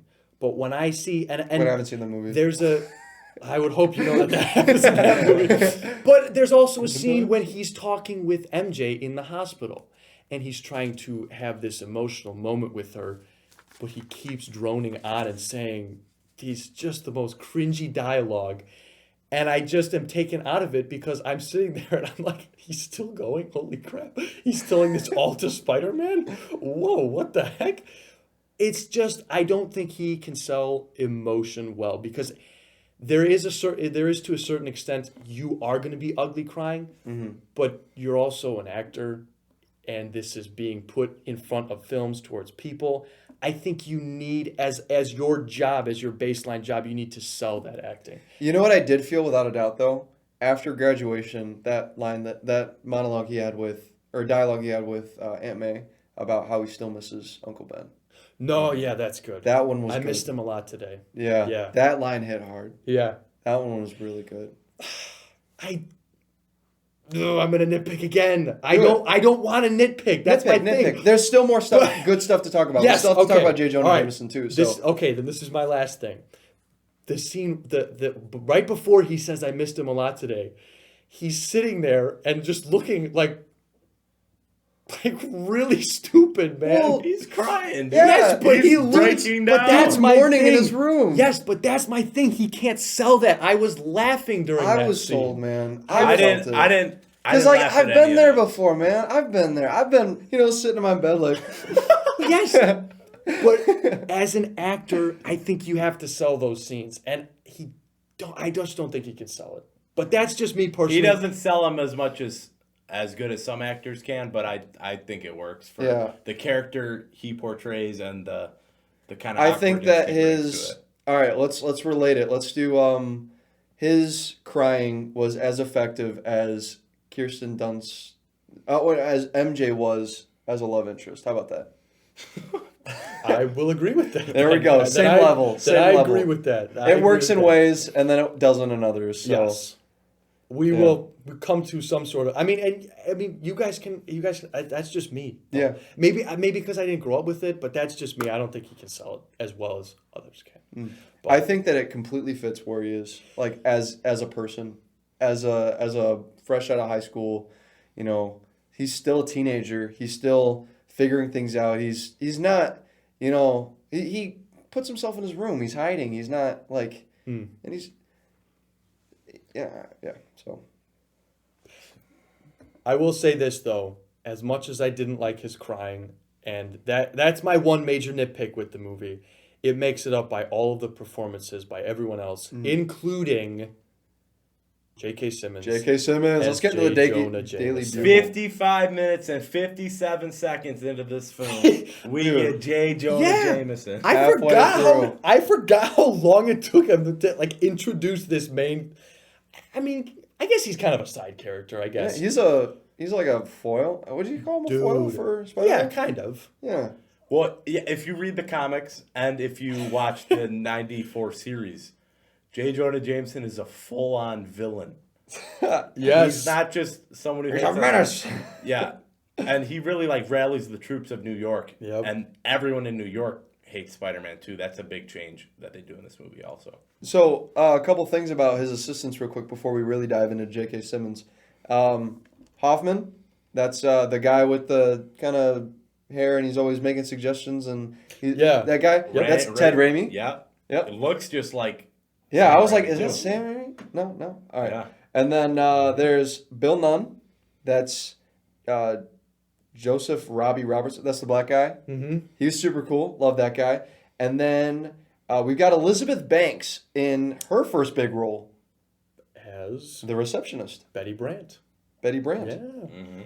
And you also I didn't know this the first time or second time watching this, but they actually reference Eddie Brock in this movie. Oh, they Yeah. did? I missed it. They reference Eddie because he's like. I'll get Eddie on that. Yes, Yeah. exactly right. So maybe it's not an Eddie Brock reference, but I feel like he put that in there. Yeah, what other 100% Eddie? an Yeah, Eddie it has Brock to. reference. It has to be. Yeah. But later you realize it's probably not the same Eddie Brock because Right. Eddie Brock's hired in Spider-Man 3. Exactly. So maybe they just kind of. I mean, it's a throwaway. I mean, Yeah. I didn't notice the first time I watched it, but I noticed it now, and also the reference to the mention of Kurt Connors, who is his teacher, who eventually obviously becomes the Lizard. Yeah. All right, here, I'll throw my critique out. Is those pictures, dude. How did you get that? How do they believe those? How first of all, how Super do you, crap. How do you, Crap, mega crap. how do you call Mega those crap. crap? First of all, He was Those are the bluffing. best Right? He pieces was of Spider-Man bluffing. ever. He was bluffing. And how is no one like, how did he get these? How did he get these Right. pictures? That's my They're thing. the most He was beautiful- bluffing, man. Right, I think that's He was what it trying to is. get It a has lower to be. price. 300 standard freelance fee. Yeah, but is there a better casting choice for any comic book character other than J. Jonah Jameson? He is a constant actor throughout the multiverse. We've seen this. Yeah. but Confirmed. some that comes close are Robert Downey Jr. for Tony Stark. I mean, that's Jackman, really, Wolverine. Hugh Jackman's Wolverine. I actually disagree Patrick with Stewart. that. What? Really? Hugh Jackman is tall, and Oh. in the comics, if we're going for comic book accuracy, I think Hugh Jackman misses it. That's not to say he's just absolutely amazing. We'll have plenty of time to talk about Absolutely. Wolverine. Absolutely. Benedict Cumberbatch is Doctor Strange. That one's really good. But this just nails home everything that the comic book character is and translates it perfectly onto screen. And it fits perfectly well with the style of filmmaking that Sam Raimi does in Spider-Man. Like he's perfect for that. And he throws out like things left and right. I love his constant dialogue about his wife. About how she wants to buy, I love that running gag. And they keep it going. It's great. I love how by the third movie, his desk is just full of medication. Yeah. It's hilarious. I will say this too. He also is not the worst character in the world. Because when Green Goblin comes, he's like, "Who's taking the pictures of Spider-Man?" He's like, "I don't know. They come in the mail." Like he doesn't have the most cruel heart. If Goblin had looked at the corner of the newspaper, he would have saw Peter's name. Why wouldn't he do that? Who can say? But Hey, plot hole, you know. We don't know if Green Goblin can read though. You know, is that confirmed that he can read? I assume he can. I would hope that Norman Osborn He does use a No, keyboard. Norman can read, but No Way Home establishes they're different people. Oh yeah. That's true. Oh, one thing real quick about Green Goblin. I noticed in the 4K copy, you're able to see his mouth so much clearer. yes. Oh yeah, and Yes. actually, there's a lot of scenes where he's talking to Spider-Man. His mouth isn't moving under the mask. Yeah. Which kind of That's what having it in 4K kind of brings to light. Yeah. Literally, because it's dubbed. I mean, and obviously it was dubbed, but this. Yeah, I heard they had a really hard time recording his audio through the mask. So a lot of it's going to be ADR. Yeah. So. And yeah. that's, I mean, standard. I mean, everything now is ADR. I mean, most scenes are nowadays, but I don't know. J. Jonah Jameson is literally the greatest thing. I want to take us to one scene in this movie with the Green Goblin and when he traps Spider-Man. He's in this burning building, Oh, the burning building scene. but he screams as Oh, a yeah, I wrote lady that like down. 6 times. I was laughing so. 'Cause perfect impression of a Oh woman. yeah, because I was like, oh, it's perfect because you're taken right into the action. They're sitting there and they're punching each other. It's great. But I thought about it for a second and thinking about Goblin sitting there screaming like a woman is just hilarious. In a flaming building, Right. that Spider-Man may or may not come. And then when Spider-Man does show up, he's like, "You're so predictable, Spider-Man." I will say though, the animation of him swinging through right into there, Sick. beautiful. All of the swinging Beautiful. animations. Yep. Like, before he gets the final suit, it's kind of iffy. But after he gets the final suit, it's like spot on. Yeah. Beautiful. Yep. And I will say, another one of the greatest shots in this movie is, I think it's in the trailer, when Goblin has trailer? him. Yeah, I watched, they had it on my copy at home. Goblin has the trolley and MJ. He lets him go, and you can see in Spider-Man's mask, each of them in the eyes. Yeah, that one's And awesome. it's up there with when Spider-Man's standing in front of the Bugle TV in No Way Home. Like, that shot is, I think it might be also straight out of the comics in some way. Not with MJ in the trolley, but like I'm sure there the have been two times, images yeah. of these two things. And it also represents the biggest moral question in the movie. Who are you going to In save? all three of these movies, really. And Who you yeah, gonna say, right. the trolley problem right out of Exactly. I don't know. If Same anybody's trolley that's in No Way Home, by the way. seen- Oh, yeah. Yep. When they're on top of the Come bridge. on.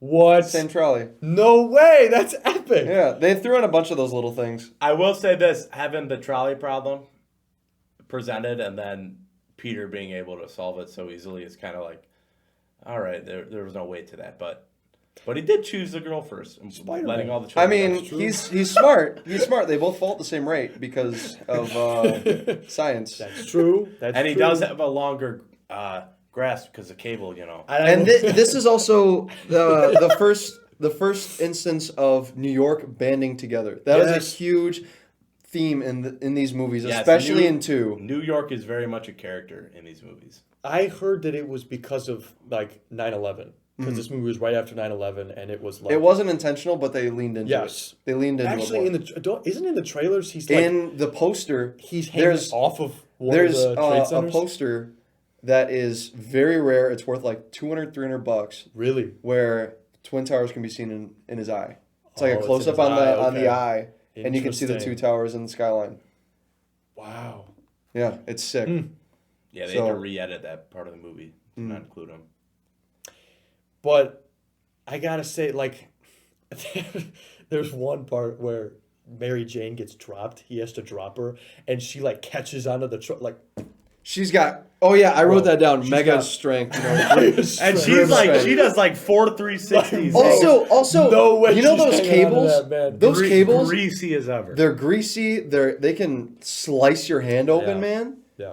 It's not something you want to be hanging on to barehanded. I remember being like, yo, no way she's hanging on to that. That is crazy, man. She's been working out her grip strength, dude. Guess Like, so. I got a couple fun references here that I want to run through real quick. There was a Superman reference. Yep. He said, "I'm not Superman," or Mary. And of course, in the Unity Fair, you have the ripping open the The shirt. Superman. Yes. Yep. We got "Work was murder" when Norman walks in. I thought that was hilarious. And then when Peter walks in, he says, "I had to beat an old lady with a cane to get this." Because Gabi was the old lady. the old right? lady. It's Yeah, beautiful. yeah, I think those are the only ones I got for now. But And okay, I want to say my last note at the end. So if you guys have any other scenes, you wanna highlight. Stanley cameo. Stanley does make a cameo. First movie with a cameo. Nope. No, which No. one? Which one? X-Men. X-Men. Oh, that's X-Men. right. He's got He his was in cameo in X-Men. X-Men. First movie, the cameo that you saw. Yeah, I missed the first one. Well, I didn't it's see in it. this one. It's also a blink and you'll miss it. I know. There's He an does get two extended- shots though. He gets 2 shots. Yes, but there's actually like an extended scene, like where Stanley has actual dialogue and he says stuff, but they cut it for I don't know what reason. But he does make an appearance. So Stanley appearances, mark that down for 2 now. Mm-hmm. So Put that in the chart. yeah, what other notes you guys have before I want to say this last thing. I last. love Norman's anti-theme to "With great power comes great responsibility." With "We are who we choose to be." I thought that line was very cold, very nice. the Heart Osborne, dude. Yeah, so like every scene of this movie is just something's introduced here and something's introduced here. But yeah, I just want to highlight the Norman in the mirror scene. I love that scene. Every time I see it, Willem Dafoe, he just performs it so well. And the subtle thing they do is in the mirror version, he has his tooth gap, his real life tooth gap. But in the outside mirror version, the Norman, so Goblin has a tooth gap. Norman doesn't. Really? Yeah, he has like a prosthetic. Come on, tooth. this is so epic. I'm I learning did not so know much that. about this movie. Yeah. Holy catfish! I gotta watch that again, man. It's just so good because yeah, you can compare it to the Smeagol stuff in Lord of the Rings, but Who did it better, Andy Serkis or Willem Dafoe? I mean, Andy Serkis did it for. they give Andy, Andy Serkis a Serkis. lot A more lot. Andy screen Serkis. time I to mean, do it. Yeah. we know that Andy Serkis did it. Yeah. If Norman Osborn was given as much time as Andy Serkis was, maybe we would be a different competition. Do you have any last tidbits before I go to the final 2 questions I got here? Discussion questions. I just want to talk about the ending scene. Yes. And how perfect it is, because you have just the perfect little tidbit at the end. He finally gets the girl of his dream. Oh wait, we didn't even talk about the upside down kiss in the rain. yeah. Oh Go ahead, yeah. Micah. Go ahead. All right, so I've got something to say about that scene. you got something to say? Let me see what I Yeah. wrote during the movie. I know that Tobey Maguire had a sinus infection because of it. Let's not forget about that scene. Why is Mary Jane not wearing a bra? And Yeah. why is she wearing a dress that is like totally see-through in the because like, bro, come on, what's you did- going on there? I'm not saying that it was her fault. She was, catcalled, but like, dude, at least she's got a coat on. At least, like, Right. It's cold out. Cover up. Like, yo, what's going on? You're trying to get like soaked with all the rain. Like, That's come on. Raimi. He's like, how can I make this scene I guess as so. iconic as I can? And I was like, so is this movie rated PG-13 or PG? PG-13. Is it PG-13? Yeah. All right. So that makes a little bit more sense. Looking at him right Yeah, now. perfect. Oh, yeah. Right there. You got it right in front of you. But I was like, yo, what? That stood out to me more than anything else. When we watched these first, it was kind of late. But when I was watching, I was like, well, that's a little strange choice, Sam. Other things that stood out that are Sam Raimi's kind of touches are the horror elements. You guys notice the little jump scares and little things? Especially with Goblin and Yep. Aunt May's prayer Yeah. by the bed. Finish it! Yep. Also, his scene when he becomes the Green Goblin is also very horror element. Out am I? And then where he Back to formula. Back to formula. That's what he says. Back to formula. Back to formula. Dude. Oh, yeah. I also want to say that the scene where he's sitting at the table and he's like, well, you can't do this to me. You know how much I sacrificed. I started this company. Like, dude, that is so brilliantly acted. Sorry, Norman. But why did they give him up so easily? Why did the board give him up like that just so that the other company can buy him out? Because he was working on the Green Goblin stuff for so long. I guess the so. super, With no the results, super right? soldier serum. Yeah. With no results. So they're like, you're wasting time. I guess so. And resource, and we can outbuy you and sell you out of your, or get you out of your own company. Okay. Any other scenes before we talk about the perfectness that is the ending? I have a discussion question about the last scene. Okay. Do you have any other? No, I just want to say that it's perfect. Peter have told Harry about his dad being Green Goblin? Because this point, if he told him, then the sequels would be completely different. Because that is Harry's entire motive. But Norman's dying wish. Don't tell Harry. Don't tell Harry. Should he respect Norman's final wish? With great power comes great responsibility. And that is another power that he has. He holds this. It is his gift, his curse. I mean, in hindsight, you're like, of course, he should have told him that his dad was Green Goblin and that he was Spider-Man, all in that scene. Because in hindsight, you know what happens. But in the moment, I think Peter made the choice that I think he should have said something instead of just leaving Norman dead there, completely letting Harry. But then Harry would have known that he was Spider-Man because he's in his outfit, you know. So I think it makes for a more compelling story if you don't tell him that. Hey, but your was dad's it a the crazy morally person. correct decision? But was it the morally correct decision? I think I'll quote Stranger Things. Friends don't lie. Friends don't lie. Yeah. So I think morally he should have told him. Yeah. Well, what do you think, Micah? I was playing out situations in my head and I couldn't think of one where Harry wouldn't. All right, so my dad still become Yeah. the I was playing out. Okay, if he told Harry that it he died fighting Spider-Man and it was actually Norman's fault. I can't picture a situation where Harry would rationally think that it was Norman's fault. He just wouldn't accept it. Yeah. So no matter what, I feel like he would become what's the green guy? It's not Goblin 2 or whatever. Goblin Jr. New Goblin. The new Goblin. Is it just yeah, New that's what it Goblin? Is that what he's called? Yep. Okay, not Hobgoblin or anything. That No, would have not- made sense to call him not that, yet. but they called him New Goblin. Yeah. Okay. With a surfboard. Yeah. Can't wait for 3. So, yeah, I think that he could have, and that still would have been an interesting story. But to round off the first movie, I think they made the right choice. Yeah, it's so compelling, especially because right after he says and reunites with Harry, and he's like, "You're my only friend, Pete. You're all I have left." Then he goes to Mary Jane, and he has to say, "I can only be a friend to you." He friend zones his crush. It's so It's My last note from the whole movie: MJ is friend zoned hard. Big time. I can only be a friend to you, I think is what he says. But then he goes away with those iconic lines. This is my blessing. This is my curse. Who am I? I'm Spider-Man. And then Danny Elfman's score rises perfectly. And you get, honestly, still holds up even to this day, one of the coolest swinging scenes in all of Spider-Man history. so cool. Really great. Dude, It's only so second to that good. one in Spider-Man 2. Like- or 3 even. Like each movie has their swinging scene that is just outstanding. Yes. And I don't want to bring up the MCU, but I'm going to anyway.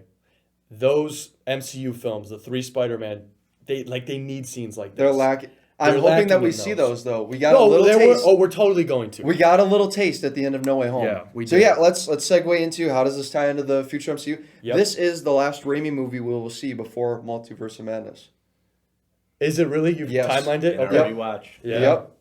We have 3 weeks. So, obviously, 3 Sam weeks Raimi. to the day. Sam Raimi. Oh wow. Sam Raimi directs Doctor Strange. Danny Elfman is back to score Doctor Strange. Tobey Maguire is now a character that has been introduced into the MCU. Through the see him- multiverse. Do we see him in Multiverse of Madness. It would only make sense. Like I'd love you gave him his spotlight in No Way Home. Now he can get a small cameo. Raimi has mentioned in interviews, he has said, I would love to revisit these characters. He said I would love down for Spider-Man. he would Yes. he would either love to do Spider-Man 4 or love to do a movie with Tobey Maguire again. And So you can tell they're like they have their certain dialogue in No Way Home. Like, it took us a while to get things together, me and MJ, but it worked out in the end. Yeah. Like, I need that movie. Like, make a movie about that. Maybe sending Norman Osborn. I don't know how that kind of all works, the logic of it. I need that But- Spider-Verse Peter Parker from Into the Spider-Verse. I Yeah. need that to be Raimi-verse Spider-Man because that would be so cool. Yeah. That's like the perfect timeline right there. Have we ever gotten a bad Spider-Man before? Like just straight up trash. Like a straight up bad Spider-Man. No, like not a bad Spider-Man movie because Like they're definitely character? Like evil But Spider-Man? like just a bad portrayal of Spider-Man. Like, I don't think we have. No, I don't think I so. think Andrew Garfield, for all his faults in his movies, he's still a great Spider-Man. Tom Holland's a great Spider-Man. Tobey Maguire's a great Spider-man. All the We'll get to those Spider-Man when we get to those Oh movies. yeah, And I mean, but- No Way Home just solidifies clarified all that. Yeah. Yeah. But it also especially this movie, it makes it better. This Like, is- and it builds on the characters. This movie was so good that it kickstarted like all of Marvel cinematic history.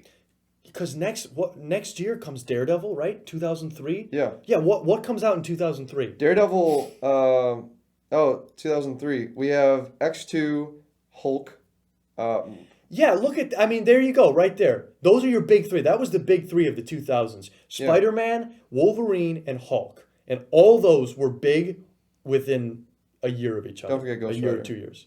I don't know if we might be able to forget about Ghost Rider. Yeah, well, that was 2007. That was more towards Yeah, the that's Iron true. Man era. Yeah, So but those three, they come out within a year or so. yeah, And those are like the big three that carry Marvel until you obviously get to the they come out MCU. within 6 months. And then you get the shift Wow. to Iron Man, Thor, and Cap, which is more compelling in my opinion. But the MCU is a whole different beast. This film is a monster. It is so good. I think it's the best movie we've seen so far. I know it's the best movie Yeah, we've seen hands so down. far. Yeah. Hands down. Okay. Speaking of, And, Yep. are we ready for reviews or do you want to? and it is the best Spider-Man origin story we've ever seen. Oh, best. Live screen. Oh, yep. Yeah. Yep. I totally agree with that. You could argue Into the Spider-Verse is an origin too, but That's like from that's Miles not a Morales, yeah. though. That's for So- Peter Parker. I feel that this is better than Amazing Spider-Man 1. This is better than Homecoming because we haven't really gotten an origin. No, we didn't get- they jumped maybe into the freshman actual year. that. Maybe freshman year will be better. More of But an it still origin. won't be a movie. Yeah, Right. but yeah. Do we want to? Do you want to give our scores? Man, Well, I okay, have all right, been- hold on. Let's do favorite scene. Let's do favorite scene? Okay. Favorite scene. For me, I think I already said it. It's with great power comes great responsibility. It's just so good. Like I don't think I need to explain myself. Just go watch the scene. You feel the emotion. It totally works. That's for me.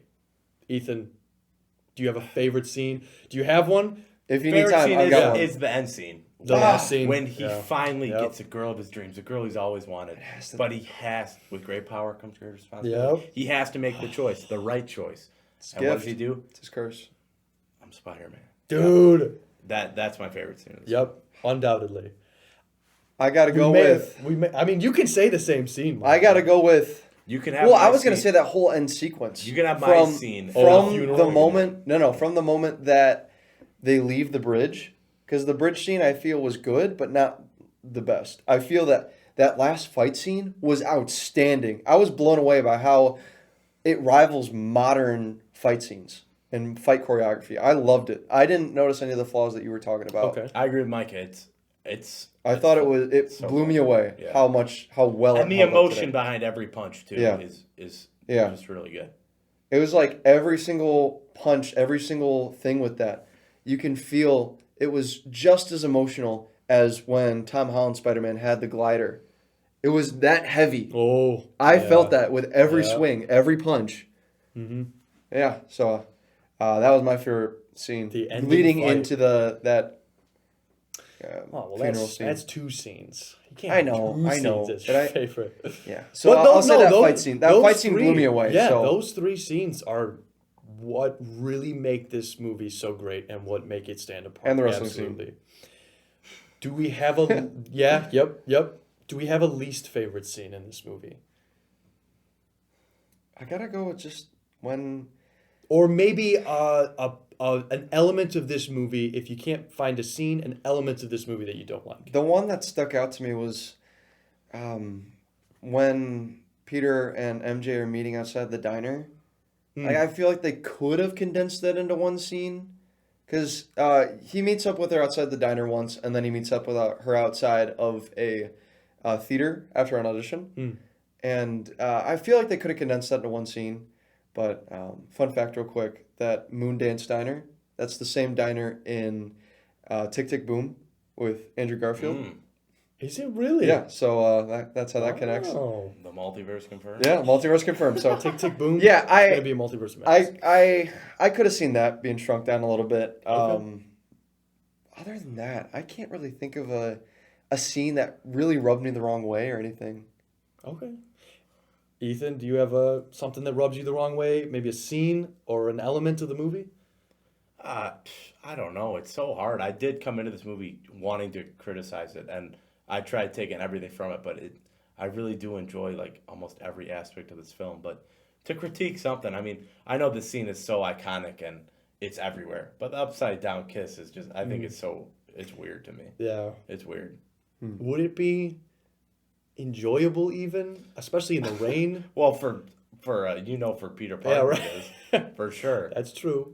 Although It does kind of portray. I thought it was weird how MJ hinted that she recognized the kiss at the end. Like, she touched her lips, she was like, was that? Did I just kiss Spider-Man? I don't think that's very believable. But Especially he was upside down and it's just romance. It's a romance thing. Hey, this story, like any story worth telling, is all about a girl. So Aww. it's what he says at the beginning of the movie. It's his opening monologue.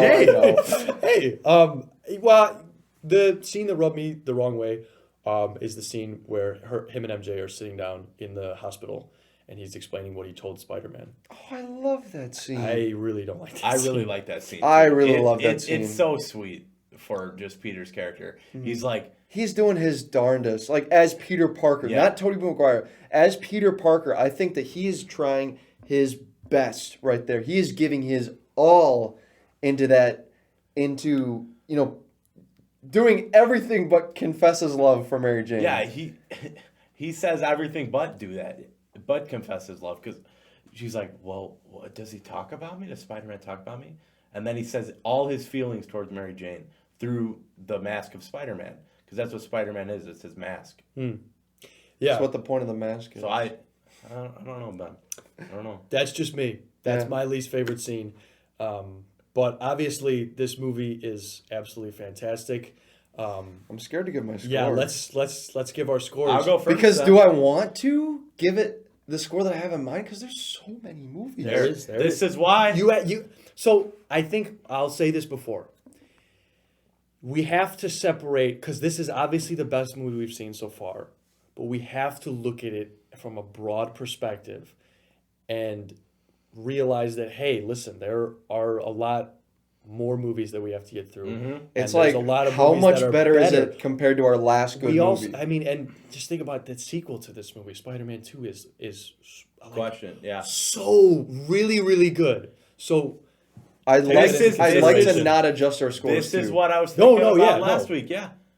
When I rated Blade 2, I rated Blade 2. And y'all were going so high with Blade 2. What did you put Blade 2 at? 7.6, 7.6. 7.5, 7.5. So yeah, 6.9. that means Spider-Man has to be higher than that. And that means all the other stuff has to be higher than that. So But that's like why, we still have I know. 2.7 But points. that's oh why- no, listen, I stand by my Blade 2 Oh score. yeah, I love Blade that 2. was awesome.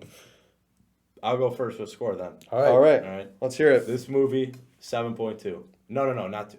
Whoa. 7.5. 7.5. You think it's for Ethan. 0.4 better than Blade 2? 0.4 better than Blade 2. Wait, what did I say? 6.9. Nice. You said 6.9 for Blade 2. I said 7.5, right? Nice. You said 7.5 out of 10. Yeah. oh for this one. So Yeah. it's 0.6. Yeah. Okay. Okay. 7.5 out of 10. Mm-hmm. It's a solid rating. Do you have your score? Because I've got my score.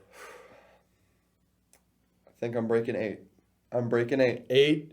8 on the dot. 8.2. 8.2. We'll give it a little higher, Wow. but not quite 8.5 because there are flaws. Got it. Wow. Okay. Yep.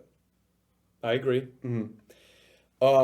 So I For it to break the 9 echelon, oh No, listen, we're not talking dude, that yet, dude. 9. I don't even know how. That'll be like 9 is Infinity War, Spider-Verse, Spider 2. Like Spider. Yeah, right. Like this is not a 9. like all right, I'm giving it 8.2. yeah. Yeah. Okay. I'm hesitant with that though. I feel like it should be higher. All right. Well, let me give my score, and Okay. then you can, because we have until the end of this podcast to adjust our scores. Yeah. Once they're in, it's final. All right? We're doing this rewatch, man. This is good stuff. This is why I love doing it, man. I love giving the scores. I can't wait to see how it's going to come out at the very end. I think at the end, when we finish everything, I'm going to make a whole list. I mean, I'm of already making video. the list. No, like a video ranking everyone. Because I mean, we'll do it throughout here, and people will know. But We'll do a podcast. then We'll it'll just be do a like- podcast discussing our perfect, list. done. That's the idea. Perfect. But for me, this is definitely the best movie we've seen so far. It does not break 8 for me. It's a 7.7. 7.7. 2.2 ahead of Blade from what I gave it a 7.5. You connect Blade 2. You connect with every character so much in this movie. The origin story is excellent. It's not without its flaws, though. I think I don't have the nostalgia of watching this as a kid. So I think scenes rub me the wrong way in a way that it doesn't to a lot of other people. And that's on me. I wish I watched these movies as a kid. I really do. But I just watched it last year. So certain things rub me the wrong way. They really do. And that's why it gets points taken away. But that's not to say that this isn't a really fantastic movie. And Tobey Maguire, for the most part, kills it. His supporting cast kills it. Willem Dafoe is the breakout star. He's my favorite character in this movie. And not the breakout star because he's already great, but just it also elevates it because No Way Home is out, and this is the first time watching it after that. It's a darn good movie, man. For me, with the CGI, Yeah. we got the characters, we got I love this movie so much because it takes so many bold first steps Yeah. for the comic book genre. There have been no movies before this, especially in the Marvel You don't timeline. get Spider-Man in a black leather suit. Nuh-uh. Exactly. Yeah, Nuh-uh. that's not till the third one. So Well, and I think there are so many bold steps. We have not seen an origin story in our Marvel movies yet. I don't think. I mean, I'm sure there have been DC movies. Batman, no. Have there Batman been? wasn't an origin story. Was there a Batman there was 1989. Superman wasn't an Superman origin 60 story either. whatever, the first Superman movie that Yeah. at least had Krypton. We have not had. Oh, I could This be wrong may on this. be the Correct me if first. I'm wrong. Yeah. But yeah, this This may be Yeah. the first origin movie where it shows him getting his powers. It shows him. It starts the cliche, like it starts the stereotype of these people that getting makes it even more powers special. Well, what and really- seeing them like awkwardly getting used to them. Yep. What really elevates this movie for me as well, because music is the most important part of a movie for me, is Danny Elfman's score, and that's why it's as high as it is. Like That's why it breaks. The I eight for feel me. like you like this movie more than me, but I rated it higher than you did. Because I mean, dude, Danny Elfman's score is I also it's so good. think I'm more accurate with my scores anyway. But Well, you Well, would think you're more well, accurate because it's your score. For me, though, it's a 7.7. That's absolutely. I just know in hindsight I'm going to look back at all my scores and be pretty happy what I did. You don't think we're going to do that? Not now. Once we get further down the line, I don't think so. And then I knocked it down from a 9 or an 8.5 because Toby did have some parts where his pacing was off, his emotion just wasn't entirely there, but it was very close. And if that's what they were doing to emulate a senior or a just graduated high school student, I think that's spot on because it's an awkward teen. That's just how they talk. So I think he's perfect for the role. But yeah, there are I think they spend not enough time in some parts. I think this movie could have been drawn out more. Really took their time, especially in those opening sections. 17 minutes in, right, with Green Goblin. Yep. And then an hour in for J. Jonah It is Jameson. like that aspect of it is very comic booky though. Yeah, very comic books, booky. they don't take time to let you know. And that's characters. just something that we've learned to appreciate with newer movies like Yeah. Snyder League, The Batman, No Way That's true. Home, things like that. So we've Did take you say Snyder League? Snyder League. I was No way. thrown off by that too. Yeah. No way. That is epic. So where does that put us overall for a So, in last place, we've got. Should I even do last place anymore? Let's do the Top 3. Let's do the last 5 we've done. Well, Yeah, we're on just- 4 This is All right, or whatever. 5. All right, yeah, so this is 5. 5th place, we've got Howard the Duck Yep. at 4.1, 6 repeating. We got Blade at 6.9, nice. And then we got X-Men at 6.9, nice. 3 repeating. Nice. And then Blade 2 at 7.3 repeating. And then Spider-Man at an average of 7.8 out of 10. Nice. Too much That is water. a good rating. Nice. That is a good rating. I like that. I will accept a 7.8. Yep. I like will that. not fight that. That's actually right around where I gave it. Yeah. So What Spider-Man. what does the internet think? Do you have a Rotten Tomatoes score? or What anything? does the internet IMDb think? is 7.4, I believe. 7.4, yes. But I would do accept have- that score too. I Yeah, do have the scores. Spider-Man ranked 7.4. on audience score. So this was really shocking. Spider-Man ranked for audience score is the 4th at a 67. Blade 2, Blade, and X-Men beat this. And this is the fans, guys. Yeah, This wow. is an audience Yeesh. score. So it's a little strange. But Strange. If you're- strange, Doctor Strange, if you're going off of critics on Rotten Tomatoes, Spider-Man beats everything out at a 90%. and I think that's where this movie is strongest when you look at it critically and not really as a comic book movie, because this is more than a comic book movie. This does more than what comic book movies do at that time. And it did a lot for the genre. It did a lot for the genre, a lot for the character, even. It did a lot for everything. So I love what Sam Raimi did here. Yes, and if you like it or don't like it, if you are in my camp, leave your comments down below because I'd like to know that I'm not alone. But if you're like these two guys and the majority of the population who really just love these movies like no one else, not saying I don't because I really do, but leave your comments down below. I'd love to hear what your personal history with Spider-Man because we know, this is a really popular movie. Everyone's seen this. Next week, guys, be sure to tune in to our podcast where we will be discussing Daredevil. And this, if you'd like to watch it with us, it is on HBO Max. So check that out. Watch the director's cut and be sure to also stay tuned to the podcast. We're setting out Moon Knight reviews every week. So stay tuned for those. Ethan and Mike are doing an excellent job. Last bets. Are we going to see Spider-Man, Tobey Maguire, in Multiverse of Madness? I say Place yeah. your bets. Place your bets. You My got money's it? down. I don't know if I realistically think it, but my money's down. I want to see it. So You bad. want to see it? Yeah. Okay. I think we do see it. Yes. Okay. You don't bring in Sam Raimi after you part ways with Scott Derrickson. So I don't think I think he's definitely gonna have a cameo. I think if not a cameo, if not a lead role in this movie, then he's either going to be a small cameo or he's going to be a post-credit scene. I don't think he'll have a lead role. Definitely not. No I way. think so. No Way Home was his. Yeah. He got his due diligence Yep. in that. So Yeah. now fans can be happy with just a cameo from him Mm-hmm. because they got a great movie in No Way Home. Okay. Absolutely.